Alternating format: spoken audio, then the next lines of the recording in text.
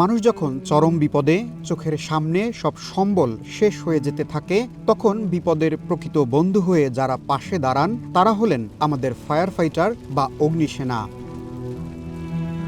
এই বন্ধুত্বের মাঝে জাত পাত ধর্ম গোত্র কোনো কিছুই বাদ পড়ে না। নিজের জীবন বাজি রেখে অগ্নিসেনারা সবাইকে উদ্ধার করে, সম্পদ রক্ষা করে। এমনই একজন অগ্নিসেনা ছিলেন শামীম আহমেদ।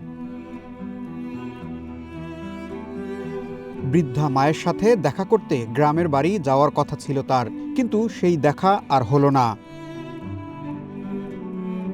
গাজীপুরের টঙ্গীতে একটি রাসায়নিক গুদামে আগুন নেভাতে গিয়ে দগ্ধ হন 4 জন ফায়ার ফাইটার। মঙ্গলবার বিকেলে চিকিৎসাধীন অবস্থায় মারা যান শামীম। পরিবারের একমাত্র ভরসা হারিয়ে বারবার মূর্ছা যাচ্ছেন বৃদ্ধা মা ও একমাত্র বোন। 13 দিন আগে 3 দিনের ছুটি শেষ করে কর্মস্থলে ফিরেছিলেন শামীম। কথা ছিল 1 মাস পর আবারও মায়ের কাছে ফিরবেন তিনি। মায়ের কাছে শামীম ফিরল ঠিকই, কিন্তু নিথর দেহে শেষবারের মতো। নেত্রকোনার কেন্দুয়া উপজেলার পিজাহাতি গ্রামে জানাজা শেষে চিরনিদ্রায় শায়িত করা হয়েছে এই ফায়ার ফাইটারকে।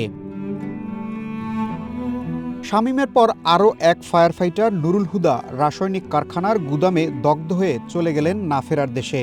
স্ত্রী 9 মাসের অন্তঃসত্ত্বা, 8 বছরের মেয়ে আর 3 বছরের ছেলে কখনো বাবাকে কাছে পাবে না। অনাগত সন্তানের তো কখনো জানাই হবে না বাবা নামক বটবৃক্ষ কেমন হয়। টঙ্গীর রাসায়নিক কারখানায় আগুনে দগ্ধ আরও 2 ফায়ার ফাইটার এখনও চিকিৎসাধীন। এর আগে সচিবালয়ের আগুন নেভাতে গিয়ে গাড়ি চাপায় মারা গেছেন আরও এক অগ্নিসেনা।